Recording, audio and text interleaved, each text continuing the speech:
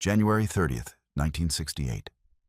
Tan Son Nhut Air Base, Saigon, 2100 hours. Staff Sergeant Michael Torres crouched in the perimeter bunker, M16 across his knees, listening to the distant crump of artillery fire. Another search and destroy operation lit up the horizon 15 clicks northwest. The 25th Infantry Division working some grid squares in the Iron Triangle. Third one this week. The night sky pulsed orange, then faded to black. "How many you figure we got today?" asked Private Daniels, his face illuminated by the ember of his cigarette. Torres didn't answer. He'd stopped counting months ago. The scoreboard at MACV headquarters claimed 220,000 enemy KIA since 1965. 3 years of hunting Charlie through triple canopy jungle, 3 years of body counts climbing toward some theoretical breaking point. General Westmoreland kept saying they were winning, that one more operation would turn the tide. But Torres had seen the pattern. Every firebase they built, Charlie mortared. Every village they cleared, Charlie returned. They'd sweep through an area, stack bodies, declare victory, and move to the next grid square. 2 weeks later, intelligence reported enemy activity in the same location. What Torres didn't know, what none of them knew, was that 13 kilometers away, in a safe house in Cholon, Senior Colonel Tran Van Tra was giving final orders to 84,000 Viet Cong and North Vietnamese army troops. Tomorrow, they would prove what Torres had begun to suspect, that you could win every battle and still lose the war. The radio crackled. "All units, be advised. Tet ceasefire begins at 600 tomorrow." Torres laughed bitterly. 3 years of search and destroy operations, and they were taking a holiday. When General William Westmoreland assumed command of Military Assistance Command, Vietnam, MACV, in June 1964, he arrived with a doctrine forged in 2 world wars in Korea. Find the enemy, fix him in place, and destroy him with overwhelming firepower. It was elegant, mathematical, and, to a generation of officers schooled in conventional warfare, utterly logical. The solution in Vietnam is more bombs, more shells, more napalm, Westmoreland told reporters in early 1965, till the other side cracks and gives up. The strategy had a seductive clarity. North Vietnam and the Viet Cong had finite manpower. America had infinite firepower. Simple attrition mathematics suggested that if U.S. forces could kill enemy soldiers faster than they could be replaced, the communists would eventually reach a crossover point and collapse. Pentagon planners loved the concept because it was quantifiable. Defense Secretary Robert McNamara, the former Ford Motor Company executive who'd revolutionized automobile production through statistical analysis, saw warfare through the same lens. "Every quantitative measurement we have shows we're winning this war," he announced in 1966, citing body count ratios of 10:1 or even 15.1 in America's favor. The doctrine had worked before. In World War II, the Allies crushed Germany and Japan through industrial-scale destruction: Dresden, Hamburg, Tokyo, Hiroshima. In Korea, massive firepower along the 38th parallel eventually forced a stalemate favorable to the West. Why wouldn't it work in Vietnam? Early search and destroy operations seemed to validate the approach. Operation Starlight in August 1965, the first major U.S. ground offensive, killed an estimated 614 Viet Cong while suffering only 45 American casualties. Marine Corps commanders declared it a resounding success. Operation Silver Bayonet in the Ia Drang Valley 2 months later produced similar results. Approximately 1,800 NVA killed versus 305 American deaths. "We're going to out-guerrilla the guerrilla and out-ambush the ambush," Westmoreland declared, "because we've got more mobility and more firepower and more endurance." He envisioned helicopter-borne infantry sweeping through communist base areas, supported by artillery, tactical airstrikes, and B-52 arc light bombing missions. The enemy would be forced to fight or flee. Either way, they'd be destroyed. Young lieutenants fresh from Fort Benning arrived believing in the mission. "We thought it was like a math problem," recalled Lieutenant James Webb, later a senator and Secretary of the Navy. "You clear Area A, move to Area B, connect them, expand outward. Eventually, you run out of map." Even skeptical field officers initially accepted the premise. Colonel David Hackworth, one of the Army's most decorated veterans, later admitted, "In 65 and 66, I thought search and destroy made sense. The NVA was sending divisions south. We had to hit them before they reached the population centers. What I didn't understand yet was that we were fighting the wrong war." The confidence was palpable, infectious, and, as subsequent events would prove, catastrophically misplaced. The intellectual architecture of search and destroy began not in the jungles of Southeast Asia, but in the seminar rooms of the Pentagon and the National Security Council chambers. When President Kennedy escalated U.S. military advisors from 900 to 16,000 between 1961 and 1963, he envisioned a limited counterinsurgency campaign, training South Vietnamese forces while winning hearts and minds through civic action programs. President Lyndon Johnson inherited a different reality. By mid-1964, the South Vietnamese Army, ARVN, was losing. Viet Cong attacks increased from 1,000 per month in 1963 to over 2,000 by early 1965. North Vietnamese Army regulars began infiltrating down the Ho Chi Minh Trail in division-strength formations. Johnson faced a choice: escalate or abandon South Vietnam to communist control. He chose escalation, and with it, General Westmoreland's strategy of attrition warfare, packaged under the operational concept of search and destroy. The mechanics were deceptively straightforward. Intelligence, gathered from signals intercepts, aerial reconnaissance, captured documents, and South Vietnamese informants, would identify enemy base areas. American units would helicopter into landing zones, LZs, nearby, establish blocking positions, then sweep through the target area. Enemy forces encountered would be fixed by infantry, while artillery and airstrikes delivered devastating firepower. After the operation, troops would extract, and the body count would be tallied. Helicopter mobility was revolutionary. The 1st Cavalry Division, Airmobile, arriving in Vietnam in September 1965, could deploy an entire battalion, 400 men, anywhere within a 50-mile radius in under an hour. Captain John Herr, a UH-1D pilot, described the psychological impact. "We'd come in low over the tree line, door gunners blazing, and insert a rifle company right in Charlie's backyard. It felt like we were writing a new chapter in warfare." Early operations established the template. Operation Piranha in September 1965 inserted 5,000 Marines onto the Batangan Peninsula, sweeping south against an estimated 2,500 Viet Cong. The Communists withdrew, suffering light casualties. American commanders declared success based on territory cleared. By 1966, search and destroy became the dominant operational mode. The 1st Infantry Division, 25th Infantry Division, 173rd Airborne Brigade, and 101st Airborne Division conducted dozens of named operations: Attleboro, El Paso, Dallas, Birmingham, Masher, White Wing. Each followed the same pattern: intelligence, insertion, sweep, extraction, body count. The logistical infrastructure supporting these operations was staggering. Westmoreland demanded and received everything he requested. By late 1966, U.S. forces consumed 850,000 tons of supplies monthly. Artillery batteries fired an average of 10,000 rounds daily. Helicopter losses exceeded 1,000 aircraft annually, yet replacements arrived within weeks.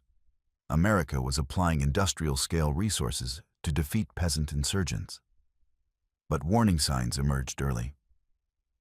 After Operation Attleboro, the largest operation to date, involving 22,000 American troops, killed an estimated 100 enemy in November 1966. Intelligence reported NVA and Viet Cong strength in the region unchanged within 30 days. The enemy was replacing losses as fast as Americans could inflict them. Colonel John Paul Van, a legendary advisor to South Vietnamese forces, began questioning the entire premise. "We're fighting a political war, and we've been sucked into a military confrontation," he told colleagues in early 1967. "Worse, we're fighting it on their terms." His warnings went unheeded. MACV headquarters focused on the metrics: enemy casualties, weapons captured, territory cleared. The numbers looked good. The war looked winnable. On paper. Operation Cedar Falls, January 8-26, 1967. The Iron Triangle.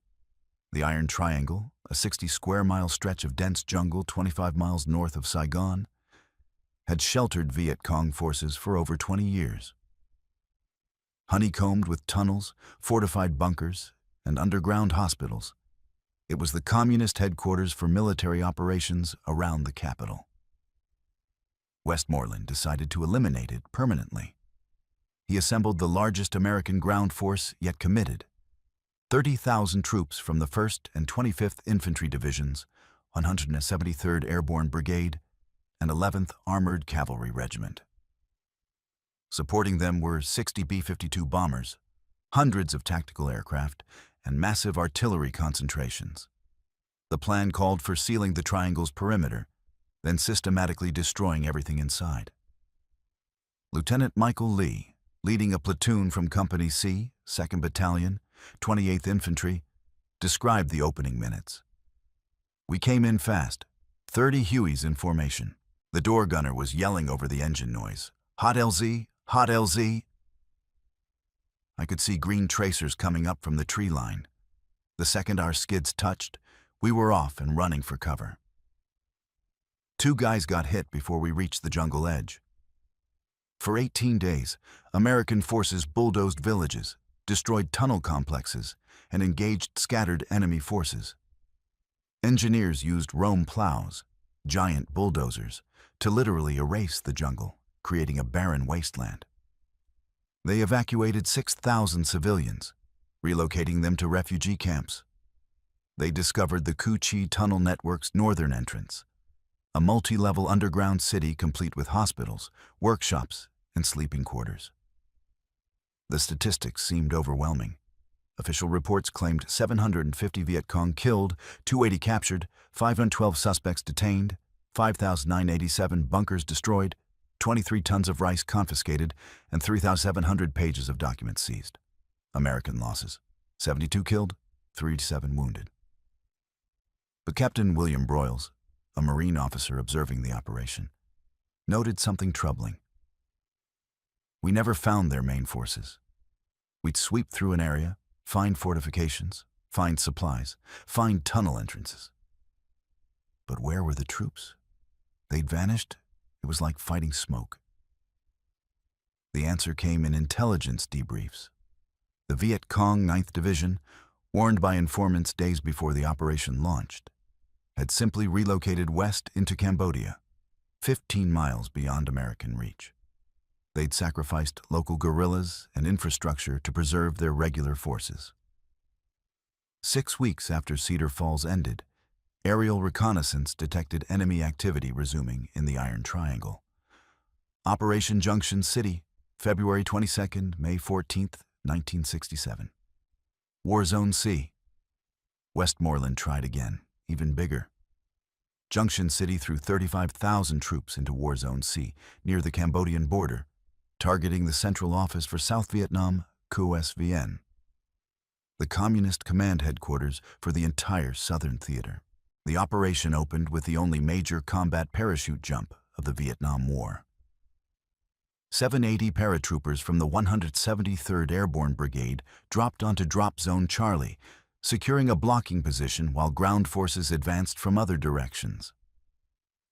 Specialist 4 Jim Solar, a medic with the 173rd, remembered the jump. Beautiful morning, perfect visibility. We went out at 900 feet, low enough to minimize exposure but high enough to deploy. I could see the whole battlefield laid out below. Then we started taking fire on the way down. RPG rounds leaving smoke trails. Some guys got shot before they hit the ground. For 82 days, American forces conducted the most intensive search and destroy campaign of the war. They engaged in multiple pitched battles. Soi Tre on March 21st saw a single battalion repel 2 NVA regiments in a 6-hour firefight. American artillery fired 30,000 rounds that day alone. The battle statistics were impressive.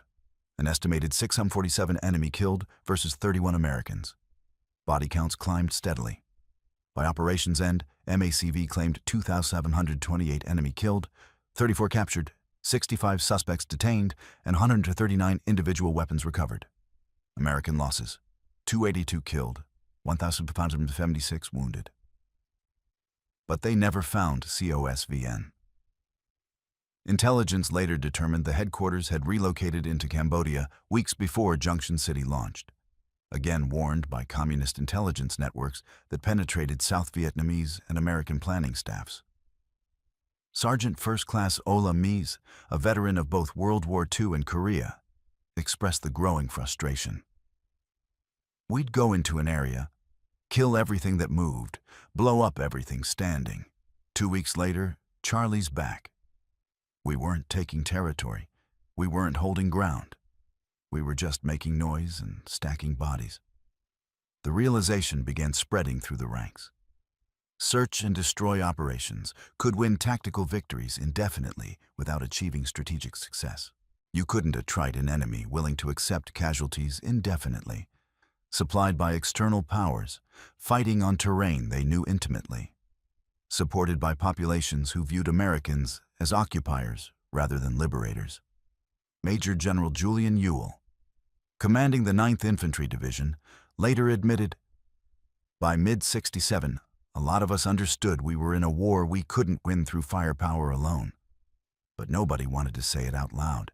The machine was too big, too committed, too invested in the body count."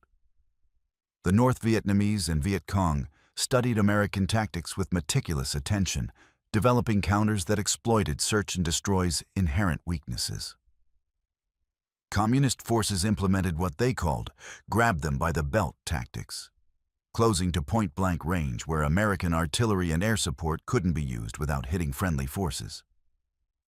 At the Battle of Ong Thon in October 1967, NVA troops ambushed the 2nd Battalion, 28th Infantry at ranges of 10 to 15 meters, negating American firepower advantages. The battalion lost 64 killed in 4 hours. They perfected the art of breaking contact. "We don't have to win," explained Nguyen Hu An, an NVA colonel who fought in the Ia Drang Valley. "We just have to survive. Every American operation has a time limit: 2 weeks, 3 weeks, a month. We disappear into the jungle, into Cambodia, into the tunnels. When they leave, we come back." The tunnel networks became legendary.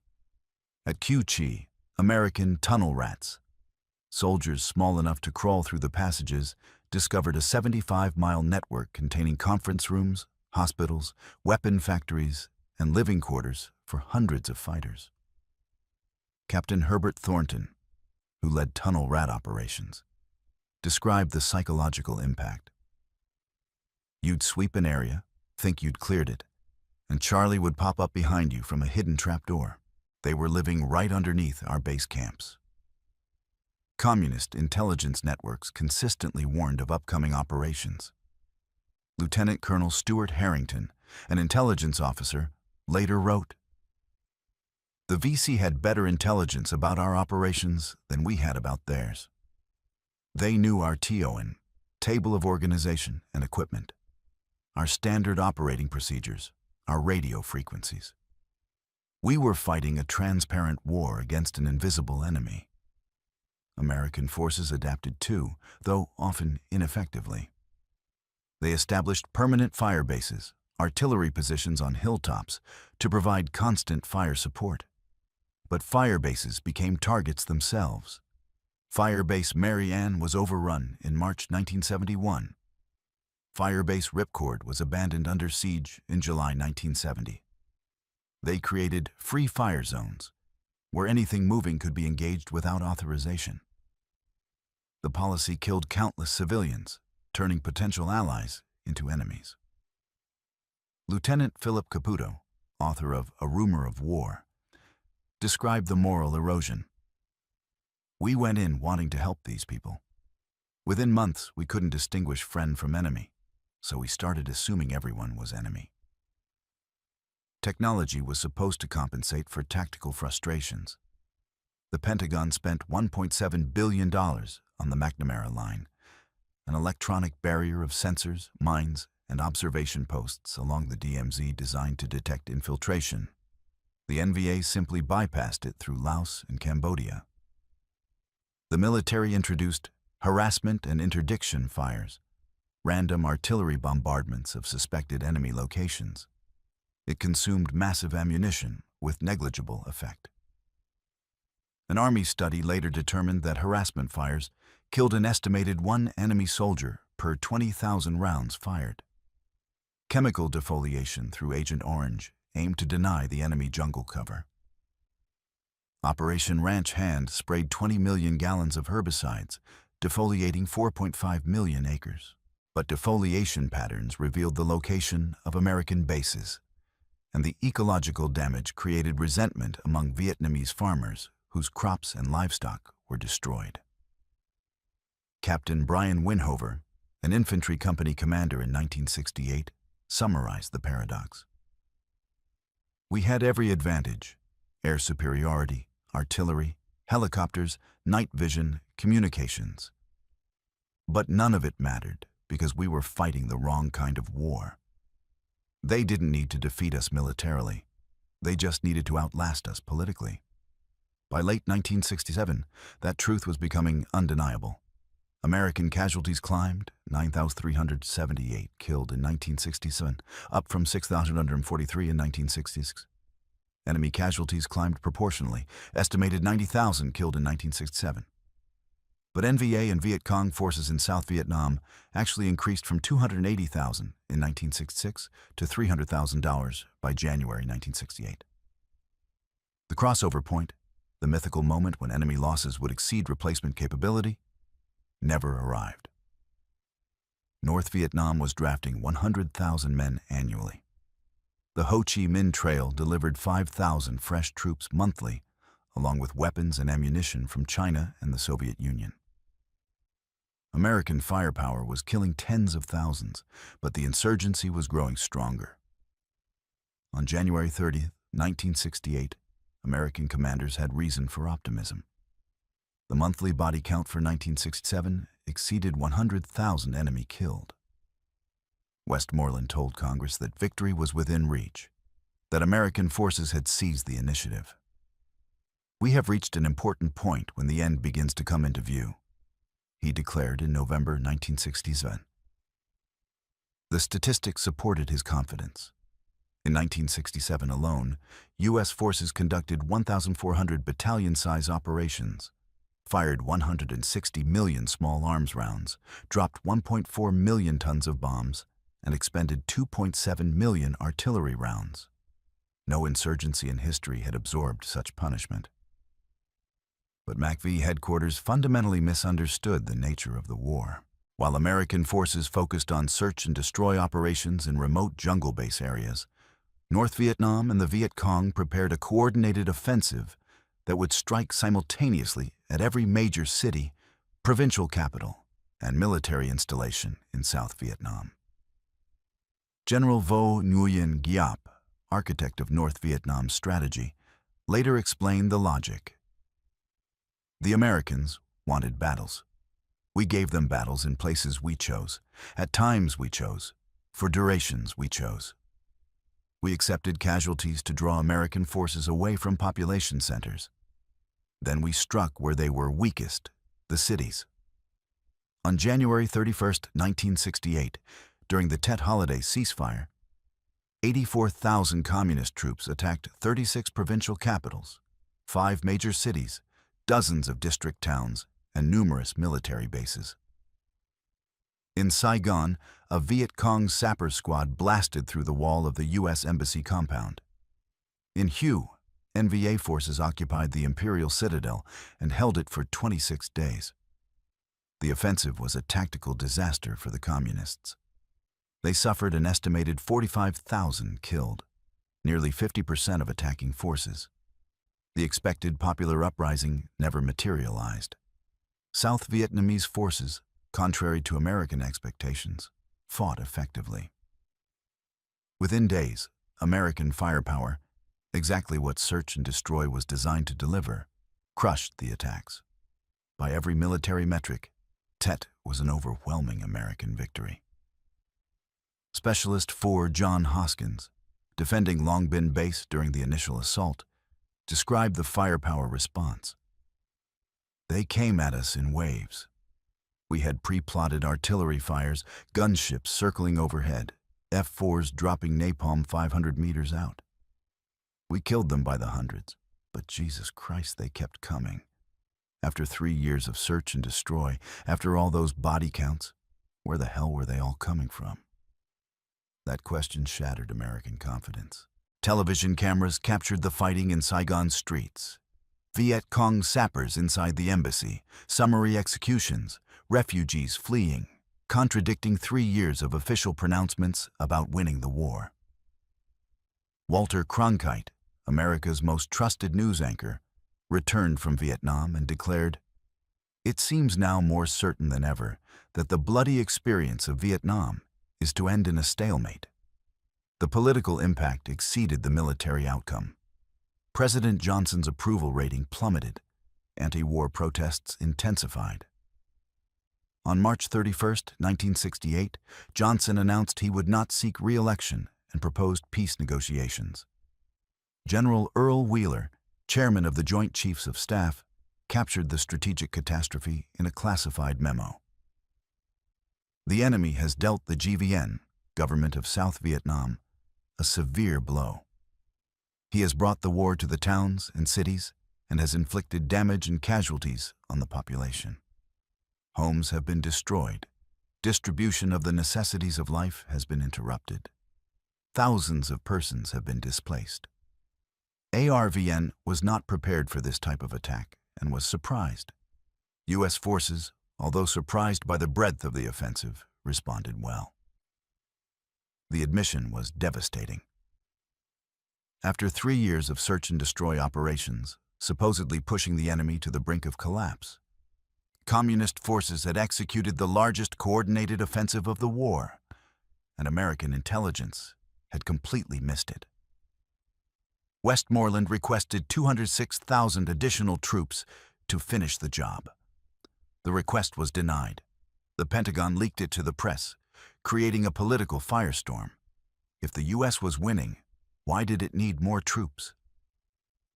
Westmoreland was replaced by General Creighton Abrams in June 1968. The new commander gradually shifted from search and destroy to clear and hold operations, emphasizing pacification, Vietnamization, and smaller unit tactics. But the strategic damage was irreversible. Tet proved that no amount of American firepower could compensate for an enemy with unlimited patience, external sanctuaries, and popular support. Search and destroy operations killed hundreds of thousands of enemy soldiers while accomplishing nothing strategically. The doctrine's fundamental error was assuming that firepower could substitute for political legitimacy, that body counts equaled progress, that attrition warfare could defeat revolutionary insurgency. Colonel Harry Summers, in his post-war analysis on strategy, identified the core fallacy. We confused tactical success with strategic victory. We won virtually every battle, yet lost the war. That's not a paradox. That's a strategy failure of historic proportions. The lessons influenced subsequent conflicts, though imperfectly. In Iraq and Afghanistan, U.S. commanders initially employed search and destroy variants, sweep operations, cordon and search, targeted raids, before recognizing that counterinsurgency requires protecting populations, not killing insurgents. General David Petraeus's 2007 surge strategy in Iraq explicitly rejected Vietnam-era body count metrics in favor of population security measures. Veterans on both sides carried scars. We were brave, we were skilled, we were committed, reflected Ron Kovich, paralyzed in combat in 1968 and later author of Born on the 4th of July. But we were fighting the wrong war, the wrong way, for the wrong reasons. Nguyen Thanh Xuan, a former Viet Cong fighter, offered a different perspective. American soldiers were courageous. Their firepower was terrifying. But they never understood that we weren't fighting for territory or body counts. We were fighting for our country's future. We would accept any sacrifice for that. On January 30th, 1968, as Staff Sergeant Torres sat in his bunker at Tan Son Nhut, neither side understood that the next day would change everything. The Tet Offensive would reveal what 3 years of search and destroy operations had obscured. That America's overwhelming firepower couldn't win a war where the enemy defined victory not as territory held, but as will sustained. The fundamental truth of search and destroy was this: you can destroy everything you can find, but you can't find an enemy who refuses to be found, who melts into the population, who crosses borders at will, who measures success in decades rather than quarterly body count reports. America invented a new way to fight. But in Vietnam, innovation without understanding proved worse than useless. It was catastrophic,